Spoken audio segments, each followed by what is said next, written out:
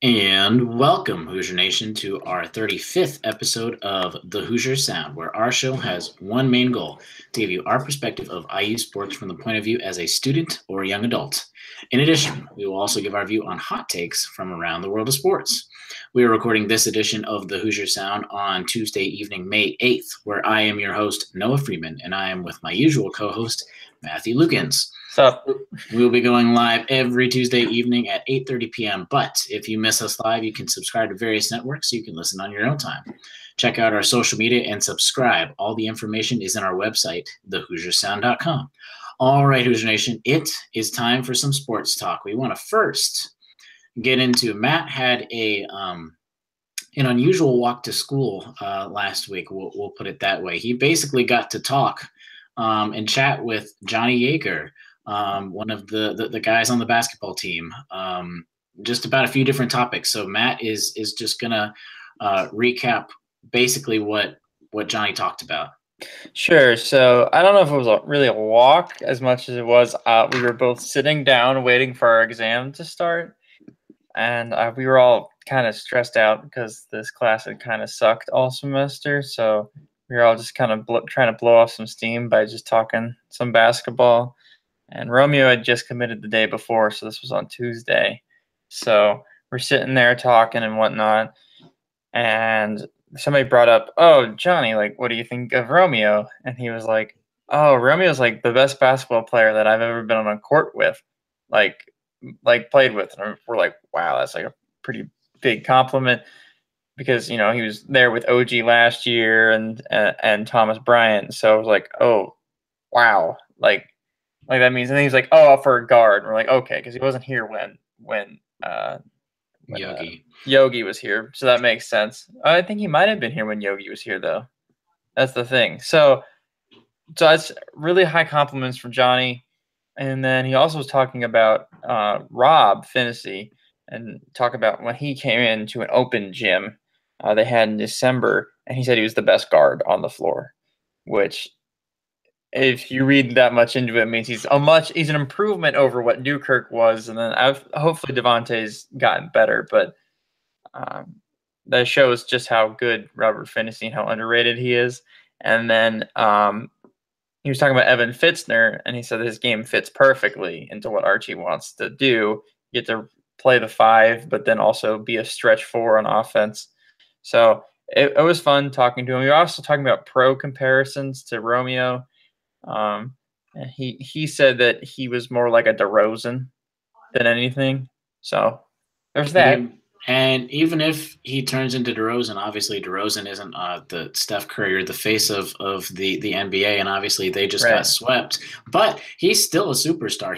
He's an all-star guy, so that's still a pretty good player to turn out to be if he actually does, if that comparison holds out. The caveat with that too was that he said he was a better shooter than Romeo is a better shooter than DeMar. So DeMar's already a shooter anyway. So yeah. So there's that. But so that was fun, and he was just sitting there talking. So it was cool. Yeah. So we got some inside information. Getting some inside info. But I thought the really telling part was the open gym with Rob. Just talking about how Finney was the best player on the court. Now, he didn't tell me who was playing on the open gym, but I mean, probably wasn't a bunch of nobodies. It was probably at least a couple. Right. It's a very good sign. So yeah, which we'll talk about in a second, because we are going to talk about some lineup stuff. Eventually, that's going to be the bulk of our show. But that's some talk with Johnny and how basically he probably has mostly the same views as a lot of the other guys around the team. So that's also just positive news coming into the locker room itself. The other thing he talked about was, we were talking about 2019 recruiting, and he said he expects this is from Johnny, and it was off the cuff remark, but it was something along the lines of that the 2 5-star in-state kids, that they're really focusing on them, and that they think Trace Jackson Davis could commit pretty soon, and that they're also really focusing on DJ Carton from Iowa.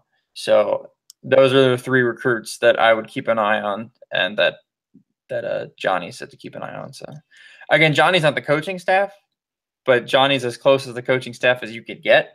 So take what you want from those comments, but especially with pretty soon, because that's we're getting into territory around last year where Archie started to have a lot of the just that runoff on recruits. Obviously, we were a little farther away, but we are not that far removed from him having all of the bevy of commits about 365 days ago. But enough with later recruits. We need to talk about this latest recruit, which is not Romeo Langford. We got to have a couple shows about Romeo, and he is not the latest Indiana recruit for the 2018-2019 season. As you all probably have heard, because it's pretty old news, at least by the time we're able to record this, since it happened right after basically our show last Tuesday. So just being a weekly show, got to go around the clock, wait a few days. But last Thursday, I think it was, Archie found that 13th scholarship for next year, and sadly, it is not to Zach McRoberts, even if he really does deserve it or anything. But it is going to a grad transfer. His name is Evan Fitzner of St. Mary's, and we are just going to give you a little bit about it, what that means to the team, what he means to the team, what his dynamic is, and all that kind of stuff. Well, first, he's from St. Mary's, like we said, and obviously that's not a tiny school. Of course, you wouldn't think of St. Mary's. It is a tiny school, but its athletics is much better for a tiny school. So yes, that's what I was getting to. It's not a Big Ten school. It's not Ohio State or Indiana, but it certainly was doing better than Indiana last year at basketball. Yes, and they're a top 25. At least recently, when Evan has been on the team, it has been pretty consistently around the top 25, if not inside of it, and inside of it comfortably. So, again, filling the 13th and final scholarship spot. He's a 6'10" guy that took a visit to Indiana earlier last week. If you actually want to know something, and this is just Archie Miller, this just kind of sums him up with how much we know about him already. But he knew that Romeo was committing at around 7:30 on Monday night. You know where Archie was? He wasn't watching this. He was actually sitting down with Evan Fitzner in a restaurant.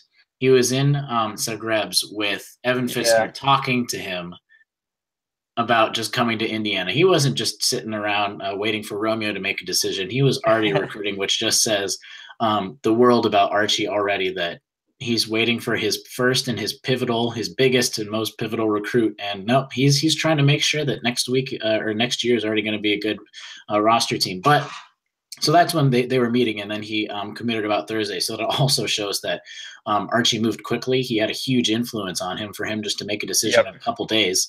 But over his 3 years at St. Mary's, he averaged 6.5 points, 3.5 rebounds, over 105 career games, which is a lot when you think about it, with the Gales in the West Coast Conference. He's also a career 41.4% three-point shooter. So basically, he is a big guy that can shoot the ball. Yep. Yeah, that's a perfect way to describe him. If you look at his stats, his minutes declined slowly over the last 3 years. Like freshman year, he averaged 9 and 5, which for a freshman is fantastic. Yeah, it was about 8.7 officially by the end of it. Yeah, 8.7 and 5 per game, and it's gone downhill since then. But I think that one has to do with he's been fighting injuries for a lot of the time, and two, he's been fighting for center playing time with Jock Landell, who's probably been one of the best centers in the country at St. Mary's. So that didn't help him at all. He obviously needs to get bigger. If you look at him at all, he's a little lanky. he's very 6'10", 210, right? 220. Something I think it's 220. Yeah, something like that. Yeah, he's not. He's got no meat on those bones. So he needs to get in the weight room. But I think that's one of the reasons why he came to IU is our weight training staff. So off good, the charts. Yeah, ridiculous.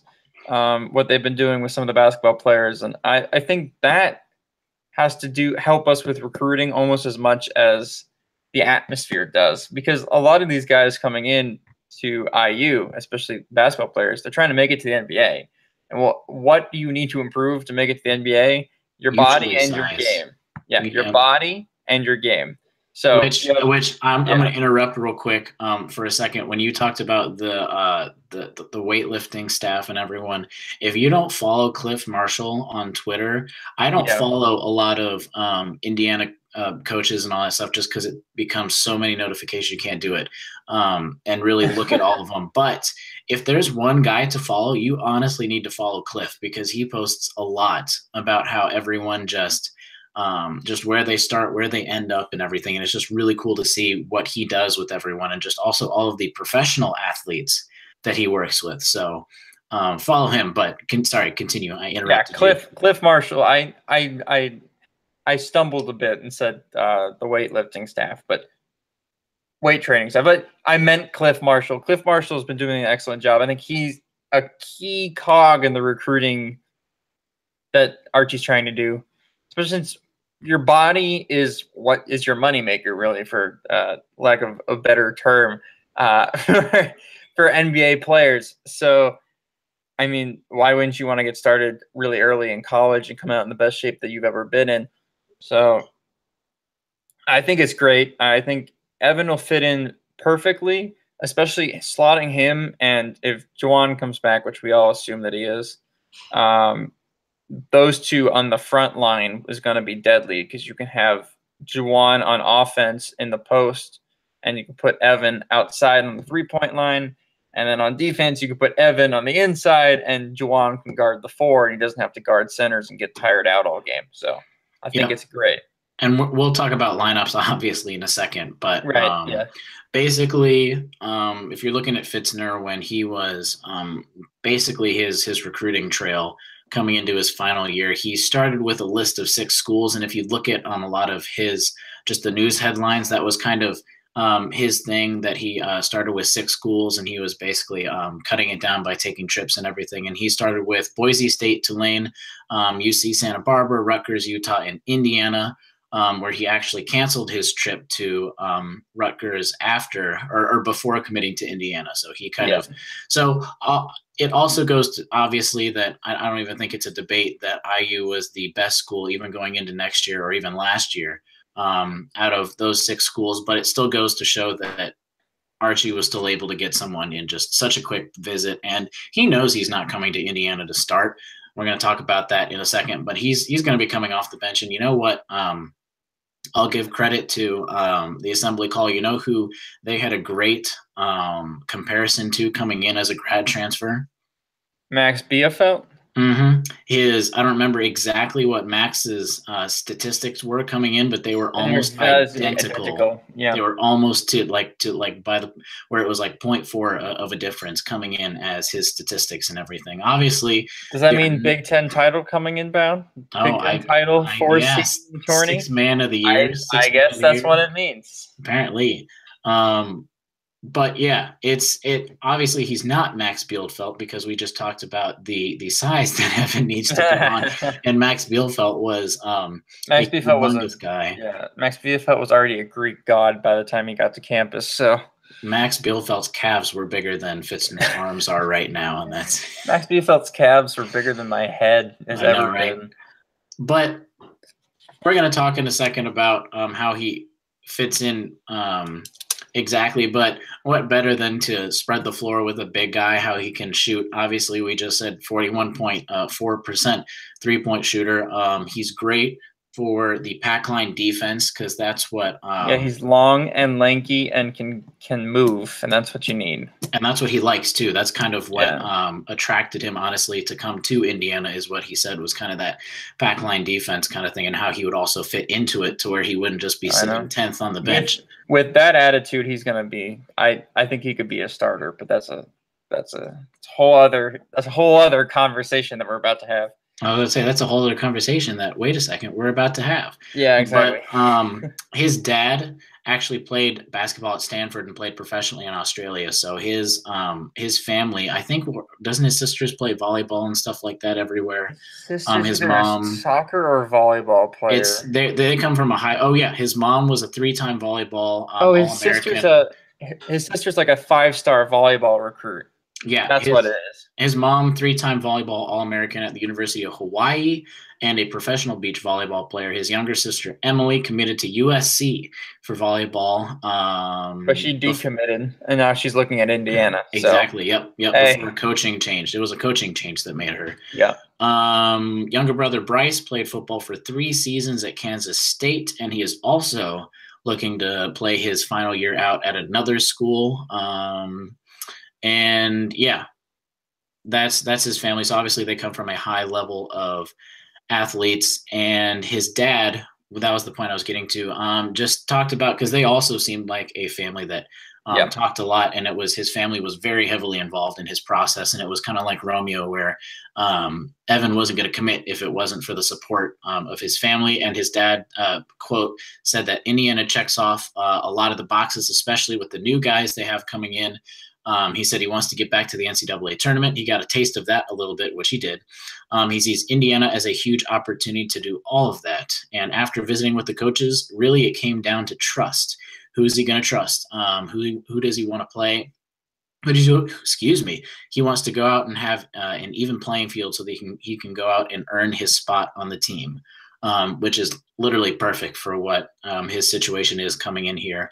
So that's Evan Fitzner. I think he's going to be a great addition to this team, because we have obviously six freshmen scholarship spots, which is almost literally half of the team is freshmen. And we talked about that. We're going to keep going back to that one episode where we talked about those Final Four teams and what IU needs to take away from those teams. And we talked about that young presence, but now we need some of that veteran leadership. And we now have Jawan coming in. We've got Evan, who's seen a lot.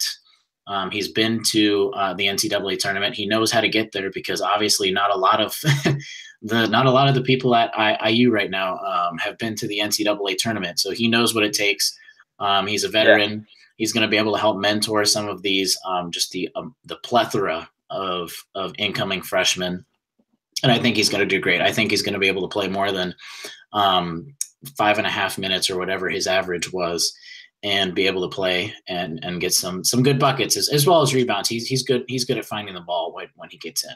But enough of that. Let's get into the lineups for next year. We're going to have some fun, and I think we're going to have fun with messing around with the lineups literally until the season starts, because it's kind of just a wide open can of worms. And this edition on Tuesday, May 8th, is going to be basically your way too early lineup predictions. Now that we have the full 13 scholarships, it's kind of like right after someone wins the NCAA tournament or the Super Bowl, they're like, oh, who's going to win next year? So these are our way too early lineup projections before we see summer workouts, before we see, which is also something we have to talk about, before we see if Duran's going to be healthy or not. And we're only going to talk about really the people that we can see as playing. So sadly, some of the people like Quentin Taylor and some of those walk-ons and Johnny, sadly, we're not going to talk about them too much. But let's start with, I think we could start with going down the list and briefly saying if some of these people really have even a chance at starting. So do you think at the beginning of the season, we're just going to talk about the beginning of the season, the beginning to the end of the season is going to look very different. And I think we have very similar views on a few of these people that might not start at the beginning, but will probably be starting by the end of the season. But from the very first game, do you think Al Durham has a chance at starting? Probably not.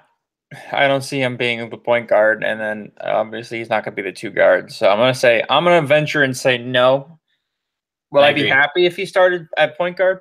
Yeah, I wouldn't mind it. It'd be fun to have him. That means he would have had a crazy summer workout, which would be really good for him. Yeah.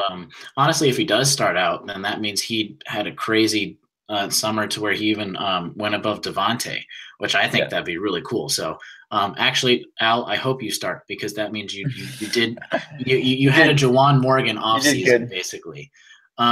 Justin Smith, do you think, and we're going to get into what we think the lineups are, but Matt, do you think Justin Smith has a good chance at starting this during game one? Absolutely, yes. If he doesn't start, I'd be shocked.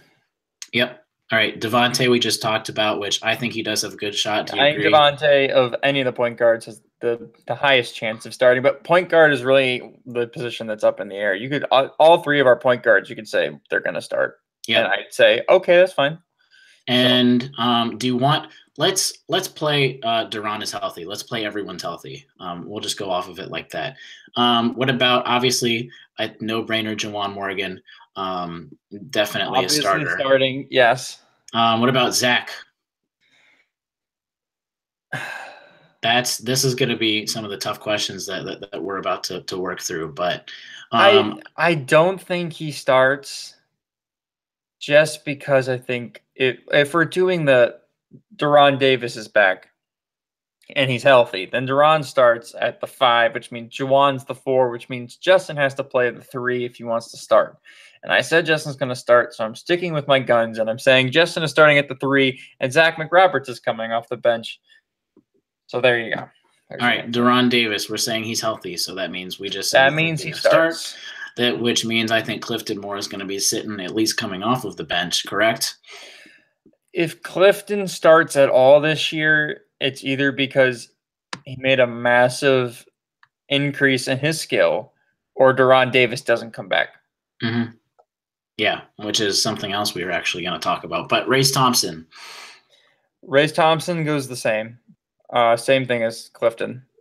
Either he really fits in the system well and he starts at the 5, and he's a better defensive fit than Deron is because he can move and can switch on the pack line, or not move, but like help, not switch, because the pack line doesn't, you don't switch, but you like help faster. Basically, if he's more mobile than Deron is, and then he also gives you something on offense that Deron doesn't, as a freshman, then he starts. I wouldn't put my money on him starting at the start of the season. So. What about Demizi? Demizi, absolutely not. I don't think Jake Forrester as well. Jerome Hunter. He'd have to become Kevin Durant, and I don't think he's becoming Kevin Durant just yet. So, no. And we talked about Rob, so we think possibly yes, which we're going to get into a little more. Romeo. Romeo obviously is going to start. He obviously has the best chance of any freshman to start, but second to Romeo is Robert. Yeah. I don't think Archie recruited the number 5 pick in the country to have Romeo sit down unless he does something really stupid in the offseason. Super sub. But and then Evan Fitzner, the new guy. Starts if Duran's not ready to go, and then you also feel like not playing the lineup from last year. So if Archie feels like having a big out on the floor, then he's going to start. I think day one. I think if Duran's not healthy, that's the most assured person to start day one. If Archie wants to go big, right? You want to go, let's say Devontae starts at the point guard, Romeo, and then if you're going big, you have at the 5 Fitzner, 4 Juwan, and then 3 Justin Smith.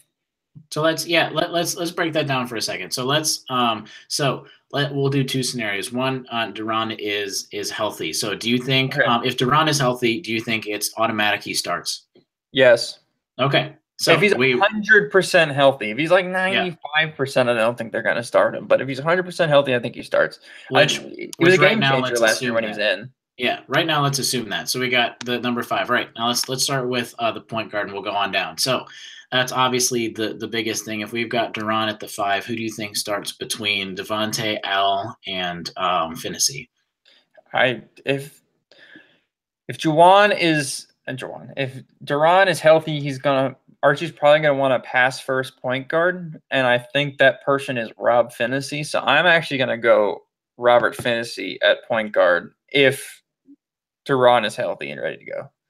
I don't think so. I think Devontae is going to be the first to start just because he has more experience. This was the guy I was talking about earlier. The the difference from the beginning of the season to the end of the season, I think the day one, Devontae is going to start just because Rob has not have the new Rob has not had any playing time or any experience whatsoever. But I think this is, if there's going to be almost like maybe not a sure bet, but I think if there's going to be something that's closest to the sure bet at all, that I think it would be Rob that starts to come over and changes from going off the bench to starting, because he just needs a little bit of experience, and he's better than his incoming ranking. And I think Devontae is going to end up starting over Rob at least at day one. Yeah, probably day one. I wouldn't put it that way, but I'm saying if Duran is healthy, he's going to be a number 3 option behind Romeo and Juwan.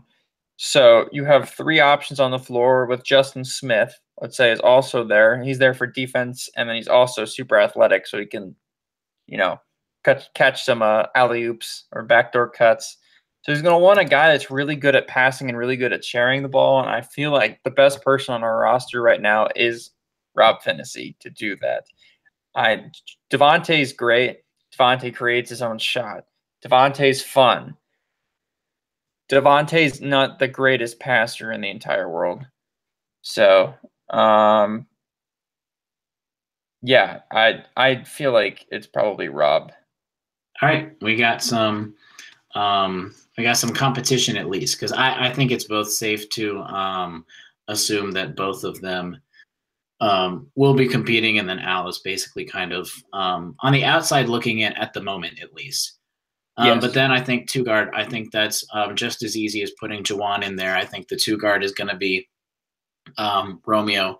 I don't think there's any way he's not, unless there's injuries. And obviously all of this is just on the premise that no one is injured in the offseason. Obviously this will all very much change. But so we got Romeo at the 2. I don't even think that's worth debating. But then the 3, which I think there's also some debate, because you could put Justin Smith in. I think there's an argument for Zach just starting at the very beginning of the season. I think Justin might get the nod at when it's all said and done, but I think Zach has a very, very compelling argument to putting him at the starter at the beginning of the season. I don't know. I think Justin Smith is too talented, and I also think he's going to have a great summer. I think he's going to grow. I don't see how there's any way Justin Smith isn't starting. I can see McRoberts starting if Duran isn't healthy. And then we just do the lineup that we had last year at the end of the year with Juwan at the 5, Justin at the 4, 3 McRoberts, 2 Romeo, 1 Devontae. But if Duran's healthy, I don't think McRoberts starts. I think he comes off the bench in that second unit with Devontae and Al and probably Jerome Hunter and Race Thompson or Evan Fitzner. So that would be my best guess. Yeah, I agree. I think Justin's going to get it, and we're going to talk in a sec if we think Duran is not there, because that's the more fun argument, is what kind of lineup he goes with. Yeah. But Duran being there, I think Juwan 4, Duran 5. That's pretty cut and dry. I think it's honestly a pretty easy lineup to set when it's all said and done if Duran is there, because it just puts a 5 in there. So you have literally a point guard through a center, and there's not really do you go with a smaller lineup? Do you go with kind of a bigger lineup with 3 kind of 6'8" guys or something like that, which that's what we're about to talk about. So let's say Duran is not 100%, which there's actually a very good chance that he could not be all ready to go, because those ACL injuries, man, they take a long time. Sometimes it takes even a year for them to get fully back. Yeah. I don't want that to happen. But it was Achilles injury, by the way. Yeah. My bad. Which it just takes a while, and every person is different. Not everyone is Adrian Peterson where they can come back very quickly. But all right, we got, I think 1 and 2. Is about the same. So let's go 3 through 5, which we'll stick Juwan in there, and we'll say that Justin's still starting. So where do we go from there? Duran's not playing. We got a point guard. We got Romeo. We got Justin, or we got Jawan. Are we moving Jawan back to the 5? Are we putting another person in place at 5? Are we gonna who's it going to be? Are we going to put Race Thompson in at 5? Are we going to put Evan Fitzner at 5? Are we going to move Jawan down? Are we going to put Zach in? What do you think? You just said a bunch of just gibberish there. I did just say a bunch of gibberish. But if I had to, day one, I think you'd go with the same lineup that lined up against Rutgers, except instead of Robert Johnson, you have Romeo.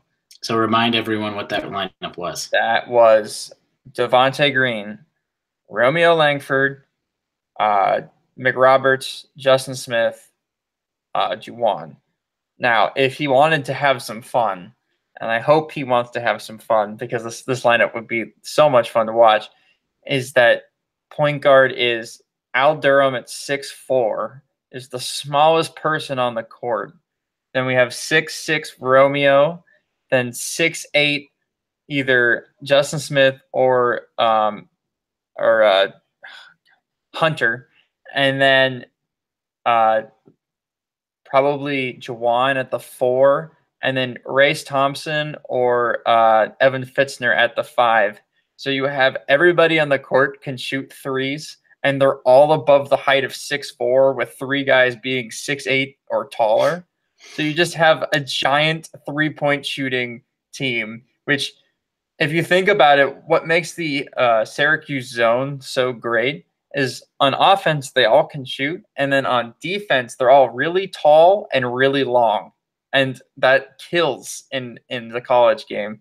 So I could definitely see him lining up that lineup at least once or twice this year in a big game, because that's going to be so hard to guard against. And Archie's defense, the pack line defense, is basically Syracuse's 3-2 zone just in a man. That's as close of a defense as you're going to get to zone without actually being that Syracuse zone, just because of the amount of people that trap and move over and help with just the pack line defense and stopping the ball coming into there. If you look at the way both of those defenses move, it's actually very similar. So yeah, I agree with a lot of the stuff you're saying. Just a lot of those tall, lanky people that can shoot, that's going to actually really benefit this team. And it's also something that we haven't seen. This is Archie's only second year. So last year he was just getting by with the people that that was there. And now he's got some of his own guys. So he might want to move the offense in a different direction. He might want to move. Yeah. The defense is not going to really move in a different direction. It's just going to get better. But he might want to move. What is this dilemma we have? We have 4 guys over 6'8" that can play the 5. Like, we don't have to sit Jawan at the 5 at 6'8". It's going to be nice. And what is it? Archie's never really had anyone above the height of 6'8", and now he's got all of these people that are like half the team. I feel like is 6'8" or above. Yeah, I know. We have a bunch of wings, which is just very strange. If we were always guard heavy, and now we're forward and center heavy. So it's a fun dilemma to have. I think I agree with you. I think he's going to kind of, at least for game 1, pull off of some of the ending of last season, just because they have played together. They've played in real games together. I think that's kind of where he might pull a lot of his basis for the offensive of if Duran is gone. Because obviously you do need time to get those new guys in there. I don't know what you think. I don't think Evan Fitzner comes in, even with Duran injured. I don't think he's going to start, just because it's hard to go from St. Mary's, which was a better basketball team, but overall a worse program. It's hard to think that he's going to go from averaging 5.5 minutes to starting on the Indiana Indiana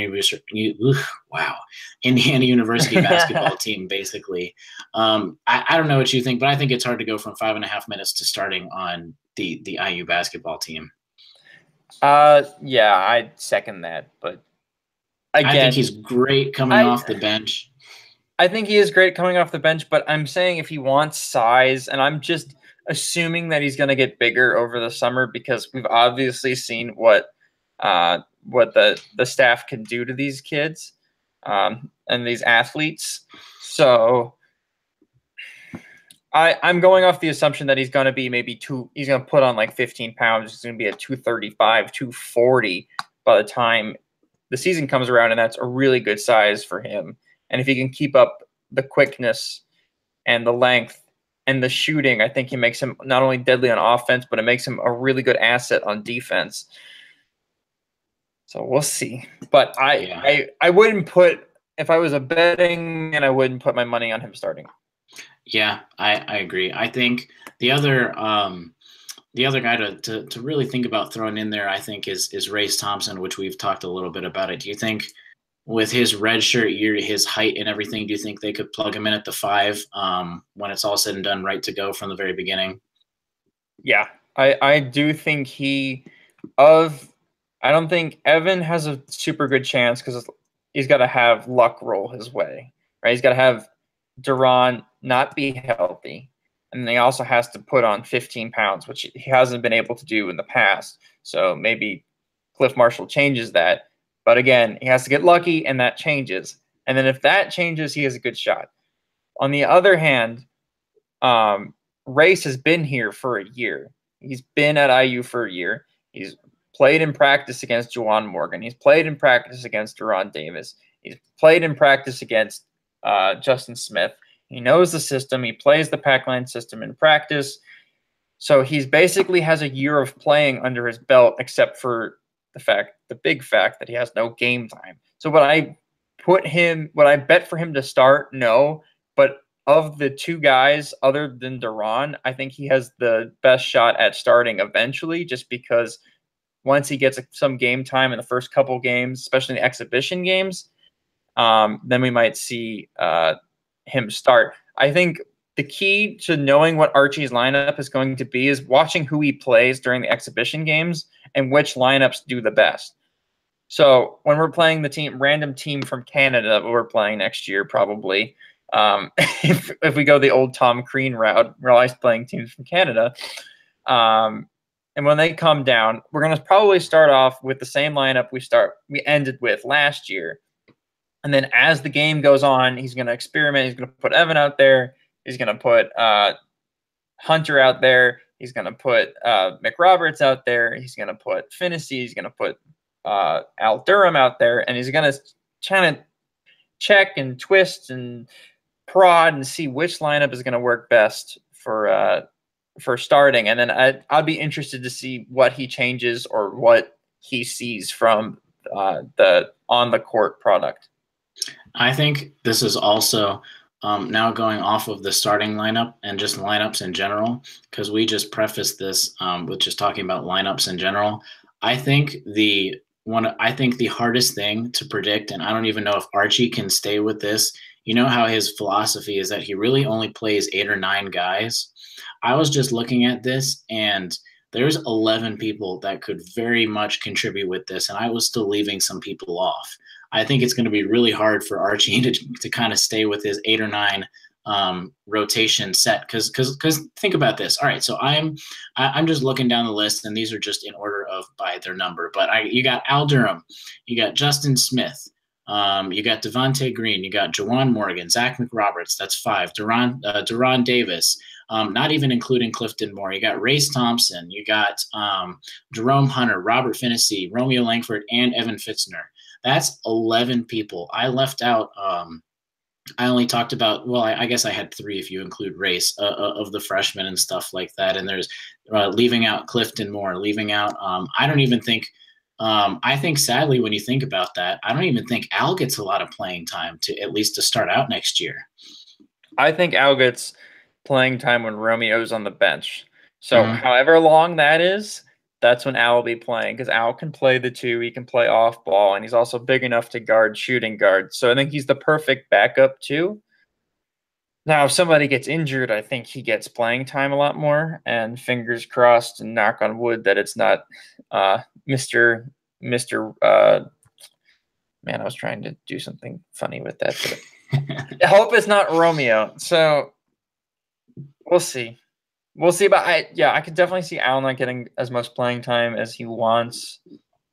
But then again, I could also see Rob Finney not getting as much playing time as he wants because he has no. We don't know what he's going to be. Johnny said some nice things about him, but I don't know if he's going to be. It could take him 6 months to get in what we all think he could be. You never know. Right, exactly. And then he may not gel with the players immediately. And even if you take away one of those guards, that's still 10 people that is in line for a 5-man rotation. I think that's just crazy that Archie's got so many weapons and so many different lineups for this next year. I think it's going to be really cool to see just how many people he has. Then it's not even like last year where we were scraping by with 5 or 6 or 7 people that could really stay on the floor. I think this year we really have 10, 11, even 12 people possibly that could shoot up for playing time. And we're like I said, we're leaving out someone like Clifton Moore, which you never know. Maybe he could have a great offseason and he puts his name back in the pot. Because I think he's probably a little mad that he didn't play last year. Almost literally didn't play last year. So I think he's going to have some motivation. But we could talk about lineups for forever.